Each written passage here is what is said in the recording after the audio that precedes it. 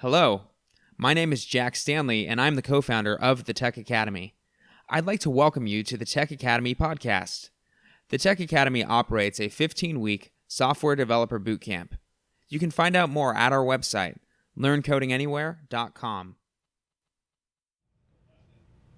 So our guest today is Davis Van Luven. Davis is one of our newest instructors at the Tech Academy, and I wanted to get a chance to get to know him a little bit better, and also have a chance to have our listeners get exposed to like some of the variety of people who just get involved in technology and what their journey is. And Davis didn't disappoint. It's a pretty interesting background. His arrival to the technology industry is a story worth listening to, and it just points to how dynamic and really, honestly, fantastic the technology community is and all the people in it. So enjoy the interview with Davis Van Luven.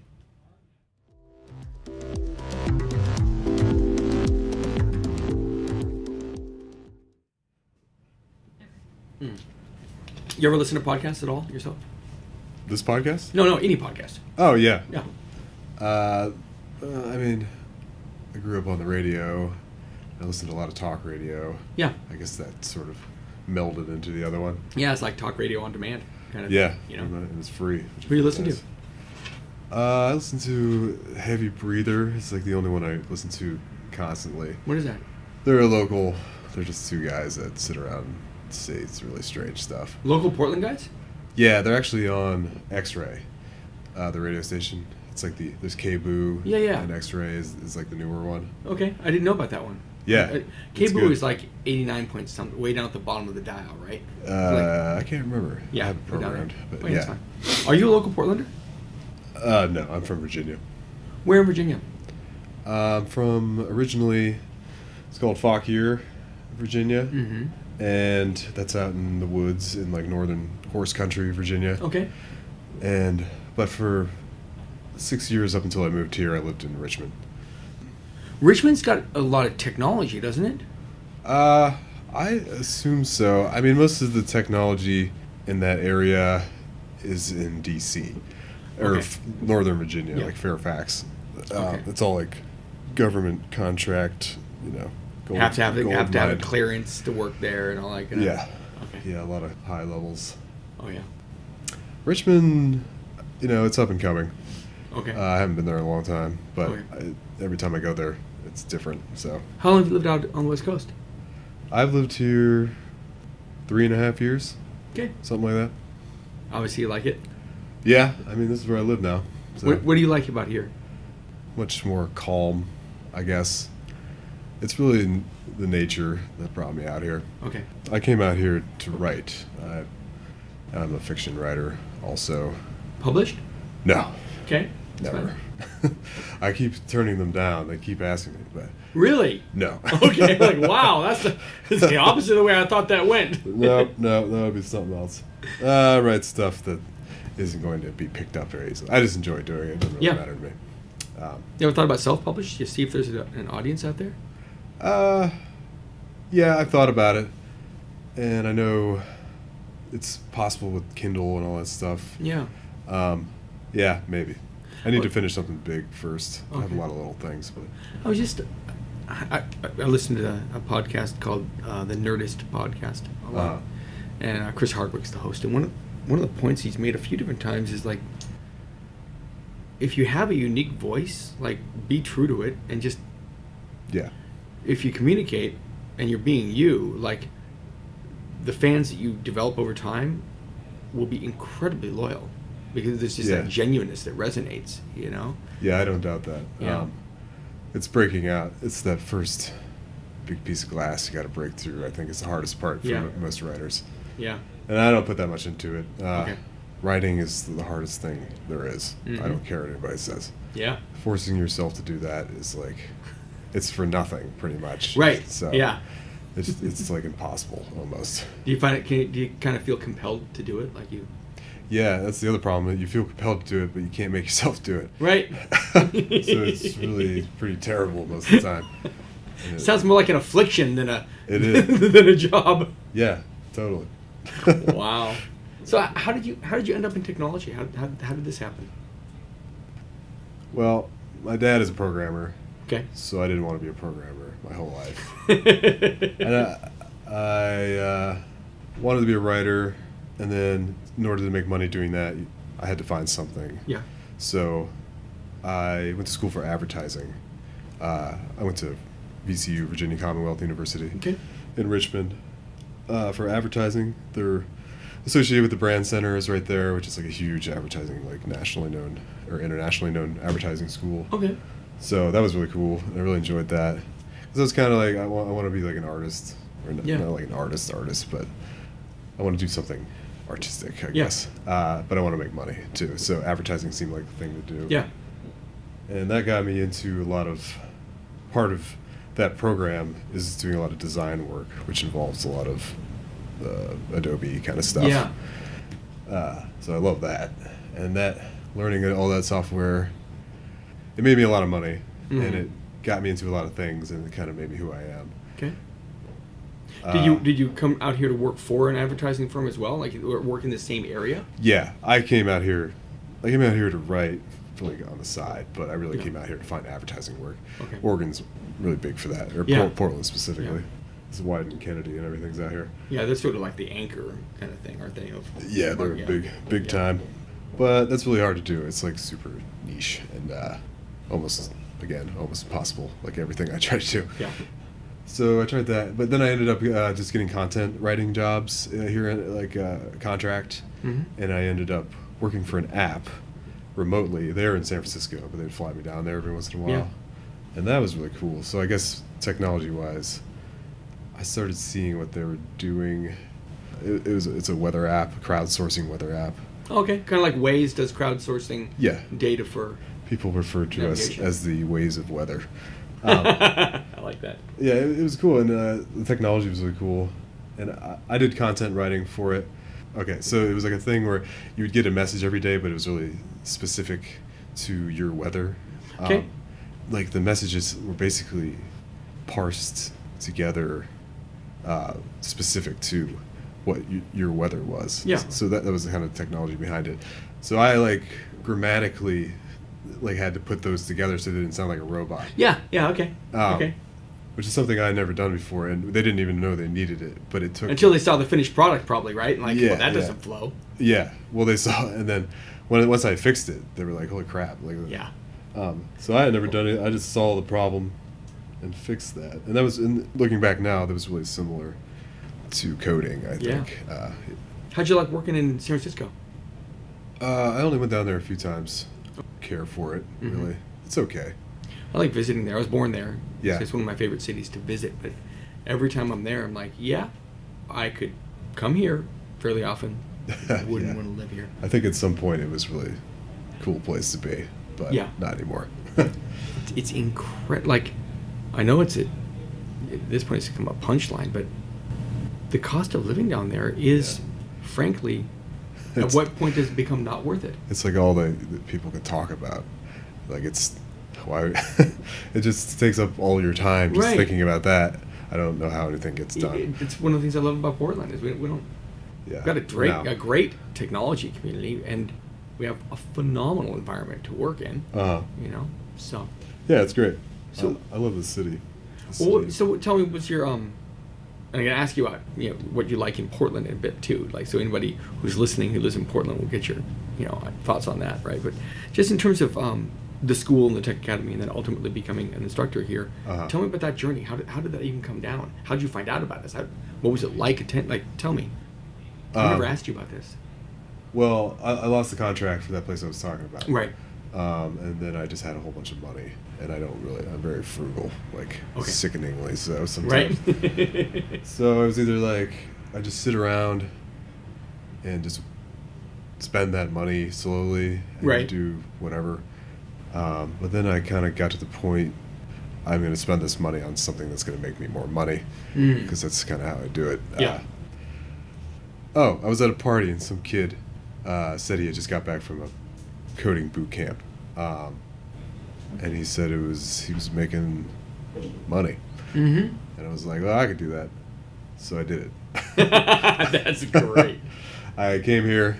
I picked this place. I don't remember why. I think it was the first thing that popped up, and then I just came here. It all happened within like a week. Wow. Because it's just generally how I do things. Yeah. So once you decide to move, you move quickly. Yeah. Okay. Yeah, like when I moved to Portland from Virginia, I came out here with nothing, or I came out here with a friend, Yeah. and we had no plan. We just got here. Love it. Okay. Yeah. That's great. So that's how I kind of do things. Yeah. Yeah, and I came in and it was nice.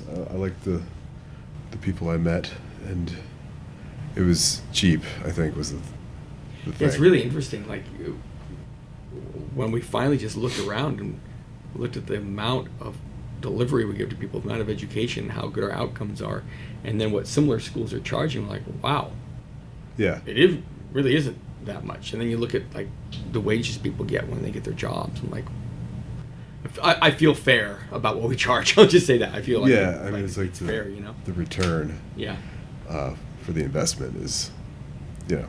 I saw that. I asked my dad, and he's like, yeah, this covers everything, and the C# thing at the end was important to him, so I did it. And you've reconciled yourself to the fact that, well, now you're a programmer like your dad. Is that okay? Yeah, I mean, he's been doing it for his whole life. Yeah. I like programming. I'm probably going to use it differently than he does. Mm-hmm. I still trying to get into the advertising world. The big words for when I do move on and get another job is digital advertising agencies. Yeah.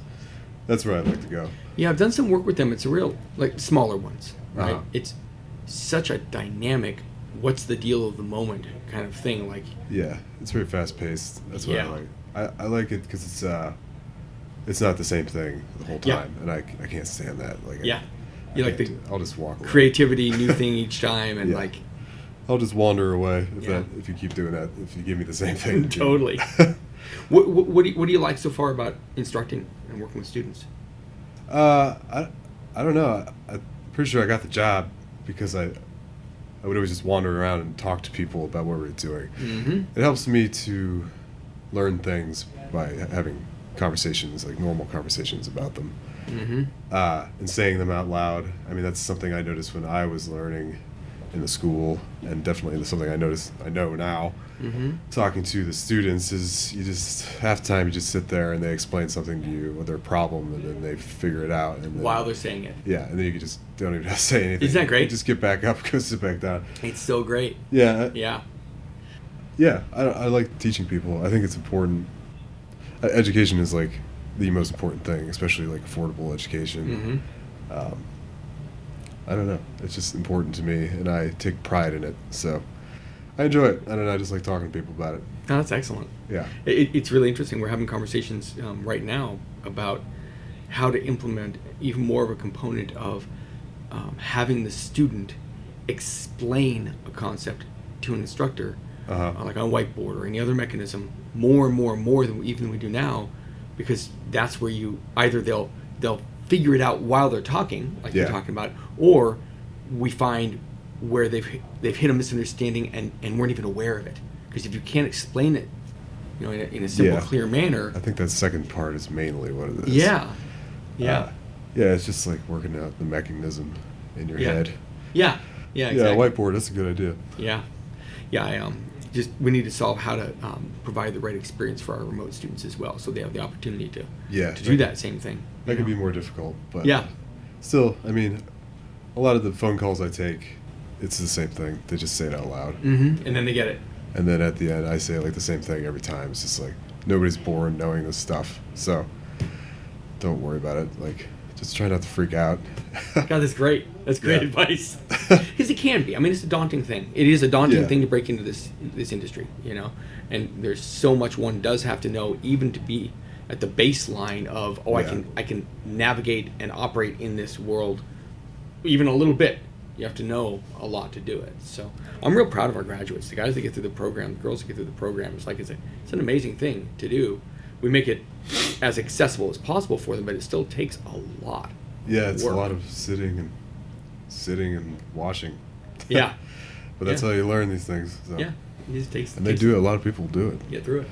A lot of people are like super good down there, like way better than I am. Like people who I could tell are just like awesome.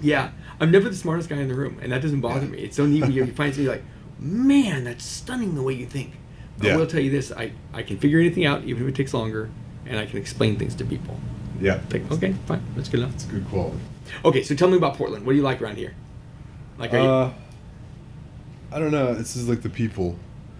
I mean, I come from the East Coast, and the people, I love them because they're so hard, Everybody here is so soft. So a lot of the times, I'm like the toughest dude in the room. No matter, I mean, just like sitting there.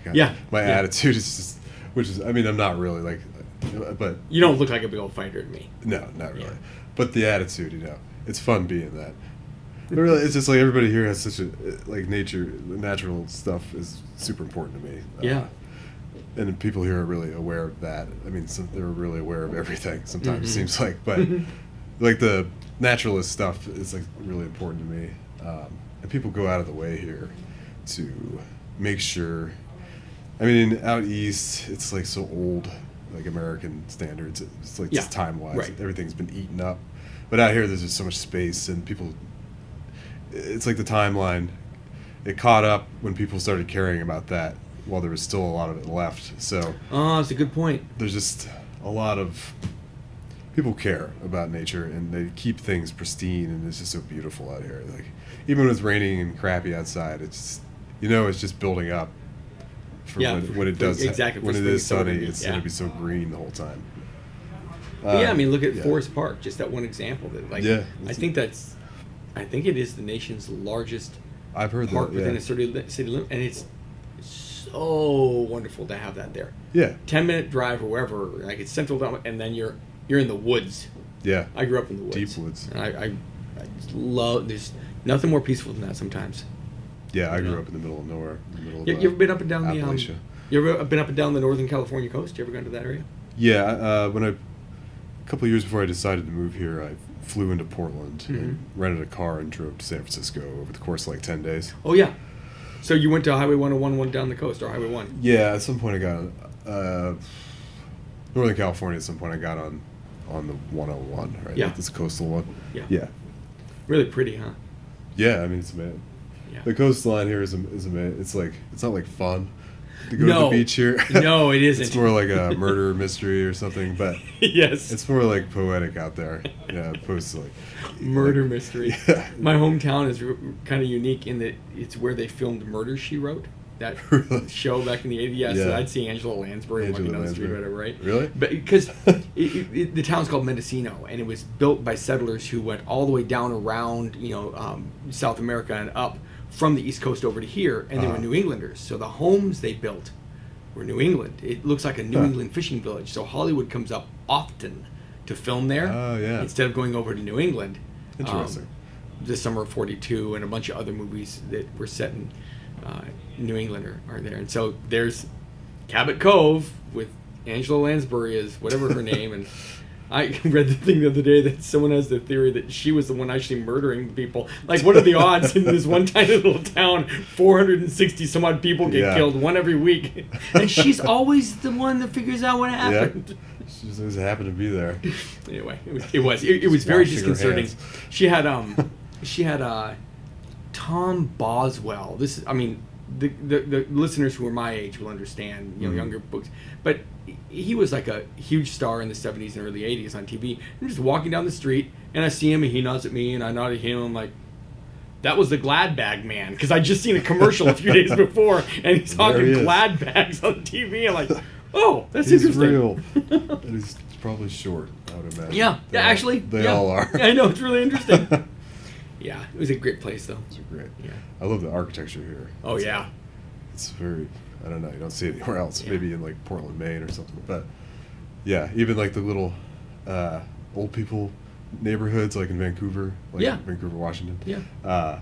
They all have that like lodge look. It's like Yes. prefab lodge look. I don't know. I've been all over the country and everything, and you find that in Austin, Texas. They have the same thing, but it's like. You spent time in Austin? I had friends down there, so I go down there every once in a while. It's one of my favorite cities in the world. It's really, Man. It's like the same thing as here, but it's like Texas style. I don't know. It's funny. A little more barbecue than we have here. Yeah, Austin's great. East Austin is one of my favorite places in the world. Are you a beer drinker? Say what? Are you a beer drinker? Oh yeah, I'm an everything drinker. How do you like? So how do you like some of the breweries here in Portland, or that you've I mean, they're the best breweries in the world, Yeah. I think. Yeah, my roommate works at, he's a mechanic, and he came out here with me. Mm-hmm. And he's a mechanic for 10 years or something. And he came out here to be a brewer, and he got a job at Gigantic Brewery, which is in Southeast. Yeah. And that place is amazing. Have you gone to see it, like the behind the scenes, the brewery, the actual brewery? I spent a lot of time down there. I'm friends with everybody down there. Oh, that's through neat. him. Yeah, it's awesome. And it's, him being a mechanic. Well, he's also one of the reasons I got into technology, because I just started asking about cars one day. I got into cars, Yeah. because I had money so I could buy a car. Yeah. And then he started explaining to me. I was like, I can understand this. And then I started becoming more and more mechanically minded over the last 6 months. Yeah. And that's kind of how I ended up here. I was neat. This sounds cool, because I did more artistic stuff before, but then I started realizing this is kind of artistic too. And then it was It is, isn't it? It isn't purely mechanical. No, I've had nothing both is. sort. I don't know that it's true that they're exclusive. Like there's two different sides of things. The science and totally no. not. I've always been very artistic and a big fat nerd. Kinda, yeah. You know. So. What are you Yeah, gonna do? I mean, art in itself is very mechanical too. I mean, Yeah. Like whether you're just drawing something and realizing that every drawing or painting is just a system of a whole bunch of lines put together. You know, that's really mechanical in itself. Or go all the way up to Photoshop and all that stuff. That's crazy. Adobe is my favorite software company. Yeah. So it's amazing what that kind of software can do. And then you can get on AutoCAD, and then you just go further and further until you're to a car mechanic. Yeah. So, I might want to pick your brain sometime about design. Okay. And it's not a component we've ever really put into the boot camp as a real strong thing, simply because I haven't seen that those skills are needed to get entry-level developer jobs. But there are probably entry-level designer jobs too. And if we had a combination of there totally are. skilled in actual programming, but also schools skilled... are very expensive too, so there might be something there. Oh, interesting. Yeah. I'll have to pick your brain. Yeah, sure. Yeah. Yeah, I've been doing that for years. Yeah. I had my own little branding company. I always work with music. It's kind of the base that I draw from to do my side projects that also made me extra money. I had a branding thing where I would take bands that I was friends with, and then I would do full branding for them, make them logo, make them all their promo decks, and design everything for them, put together social media. So I did that. Through all that, I learned a lot about business and design work, and I've done a lot of stuff. You have done a lot of stuff. I could sit here and tell you that. It is great. I'll tell you the thing I'm doing right now. I'm super into film. So me and the guy downstairs that wears the suit. Yeah. His name's Ben, and him and I we have this thing where we go. It's called Side Alley Sundays, and we get local musicians and we just film them. And each it's like a music video, but it's live, and we do it for free, just for the heck of it, just to help them, give them a promo video. Makes me better at camera stuff and editing software and non-linear. And we just do that for free. And he used to be a sound engineer using super nice stuff like these recorders that we're using right now. Yeah. And I have a lot of film knowledge behind me, so. Yeah, and I met him here, so that's great. That's cool. He's a nice guy. Yeah, super nice guy. Wears so well the dressed. best hats I've ever seen. Yeah, he works at a hat store. Oh yeah. I'm afraid to go over there. He gave me a little discount card, but even with the discount card, I know I'm going to walk in there and $200 or $300 is going to be gone. I know it. They are expensive hats. Yeah, they are. Wow. Well, thank you for sitting down with me. I appreciate it. I figured this would serve dual purposes. One, I want our audience, the listeners, to just get a sense of how just completely unique people are that arrive to this industry. It's all walks of life. And totally. There's no was interviewing Hannah yesterday, actually, our vice president, and her perception of developers a little bit before was horrible communication skills and well, it's understandable. Yeah, I know. I think at some point it was kind of like that. Yes, there was some of that, I mean, I think people turn into that if they program it, kind of the way I don't think we always had this get up and walk around sort of thing. It was just sit and do it. I mean, just all industry in general is like that. Like just sit, do it, leave, kind of. No, yeah. So you people want shrunk to little troll people. exactly. But no, yeah, these people get up, walk around, talk to each other, be normal people. Oh yeah, You know. it's a very human field. It Totally. is actually all about relationships and communication, and yeah, we use machines to do it, but we use machines to do a lot of things. Yeah. So, Yeah. Oh, last question: what car did you buy? You said were able to.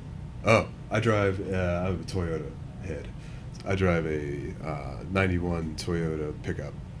Okay, Straight pickup. What's the engine? The R4 engine, or what's it? No, this is the 6-cylinder. Okay. The bigger one. You work? Oh yeah, you work on it yourself. 3.0. They call it 3-point slow because it's supposed to be the worst Toyota ever made. But I really like it. It's my 3-point slow. That's awesome. It's slow. Not in a but hurry it's to tough. get there. We're fine. Yeah, I don't want to go fast anyway. It's beautiful. The most beautiful trucks ever made. That's great. And you do work on it yourself now. Some? Yeah. Yeah. With my roommate's help. You know. Yeah. I miss that. You know, I've got a busy enough life right now that I just, you know what, give me a new car. I'm not going to deal with it. Yeah. But I've had plenty of cars I had to do the work on, and it's a real nice sense of accomplishment. When you Yeah, you know? I just think it's cool. It's harder now with the newer cars, but Oh yeah. around the 90s, like there's a certain point before a certain point in the 90s, Yeah. you could, like a guy could just fix a car. Like everything's so complicated Oh, now. yeah. I had a Ford F-350 once. You could climb up in it and basically sit inside the engine compartment and work on We the had those engine. one of those sitting in our yard for a long time when I was a kid. It's great. Wow. Well, thanks for sitting down. Appreciate it. Yeah, And, it was fun. We'll end off. Cool.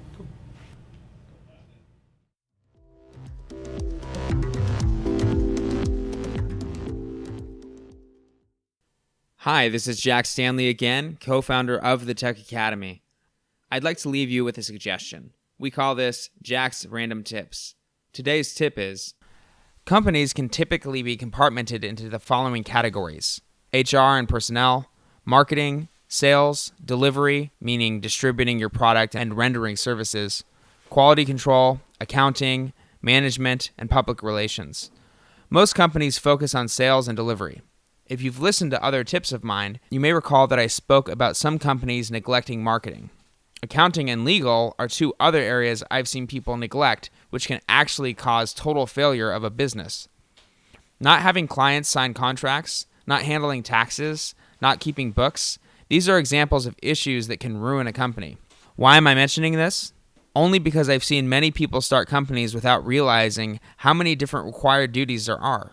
Example, if someone wants to be a professional painter, well, they need supplies, they need potential clients. They should have a business license. There will be bank accounts, paychecks, and taxes. What about handling client upsets and quality control?